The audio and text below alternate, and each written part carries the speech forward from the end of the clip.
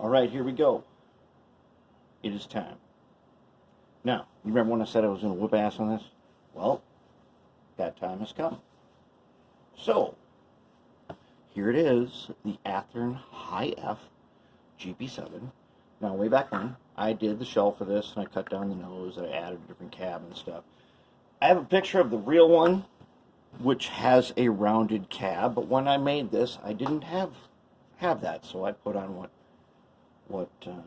I had. And I did this way back in the 80s. So now, and like I have said before, anything I did back then that's in C&W, I was not going to redo the shells, because I kind of want to preserve my old work. But that does not mean I can't redo this like I said I was going to, and now it's time. So, I have cleaned the underframe. I have painted the underframe Rust-Oleum brown camouflage. I have disassembled the trucks and I have painted them Rust-Oleum brown camouflage, and then I gave them a coat of black panel liner. I'm not quite done with those yet. They're going to even get a little more dressing up. But finally, the solution, I believe, has presented itself, and here is where we're at. So the problem in the past, you saw in part one, you saw I had like brown wrapping paper tape to connect these two shafts together. So I've got one of my 3D printed motor mounts in there, and I'm just testing it right now. I needed to, it's just a little too low, so I put a couple of washers underneath it to see if I could get it to line up, so I don't have to 3D print a whole new mount and then measure it all up. Let's see if I can just shim it, because if I can shim it, there's nothing wrong with that, as long as I can get them to match. The problem of the old system that I did not like was the rubber bands were on these super thin shafts. Now, this shaft is 5/64. And this shaft, I believe, is 2 millimeters. They're just slightly different. No problem, because we can connect them. What I have here is a piece of 1 millimeter food grade silicone hose that I've been using.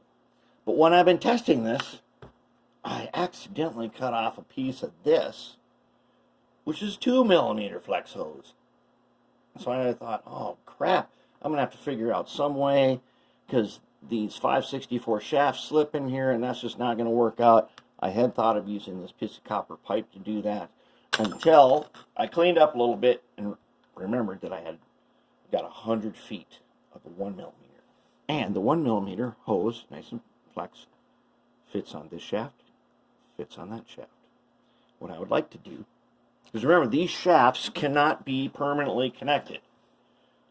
So what I can't do is take this copper tube and cut off a piece and like either glue it or solder or something in there. Can't do that, because you need to be able to remove these so that you can change belts when you need to. So then, while cleaning up, and I remembered I had this. This is what I believe is going to be perfect. Now, the idea is to mate the shaft of the motor and the shaft for the drive system together with this, and then have enough on here. I want a larger diameter transmission shaft. It's in a belt drive. The diameter of the, basically what they call the pulleys, it affects the speed. And as you know, this motor is super awesome with low speeds and high torque.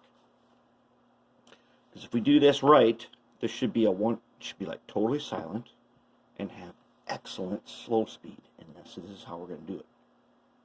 We're going to use this, and I want this.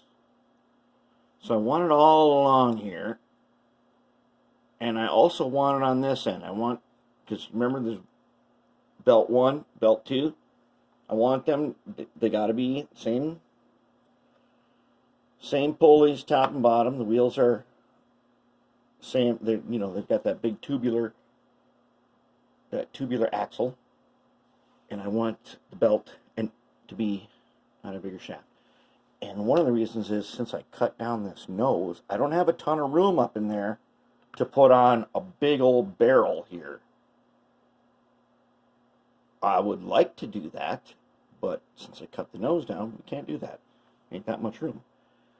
I'm going to be getting out the O-ring box that I got at Harbor Freight, and I'm going to test some O-rings to see if I can keep the travel of the belt towards a minimum, more like you would see in a V-belt system.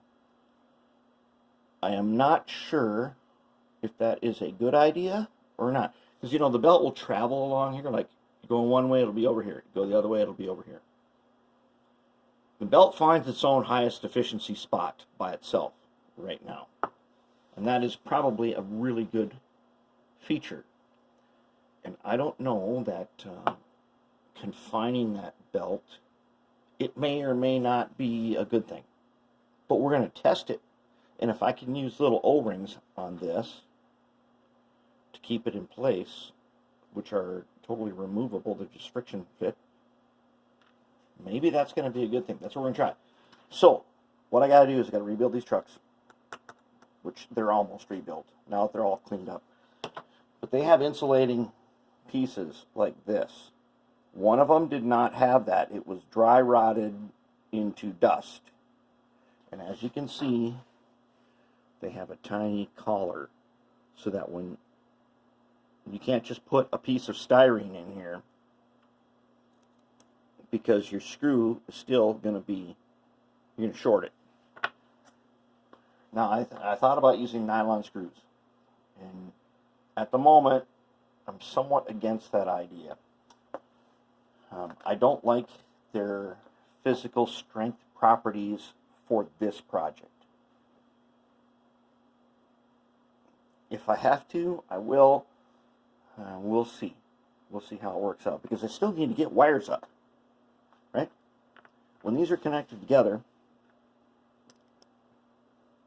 and there's an insulator in there, I need to get power from here, and I need to get power from here. And how we're going to do that right now, it's a small obstacle. We'll figure that out. We'll find a way to do that so we can get power directly from the trucks up to the motor. And I might have to trim the shafts. Maybe, maybe not. In this position right here, that motor is looking pretty decent, because it does give me plenty of room for this bottom wire. And I'll put a little PC board up here. I expect this thing to be fully DCC ready shortly. That's where we're at. We are gonna knock this guy out, and it's gonna be ready to roll shortly.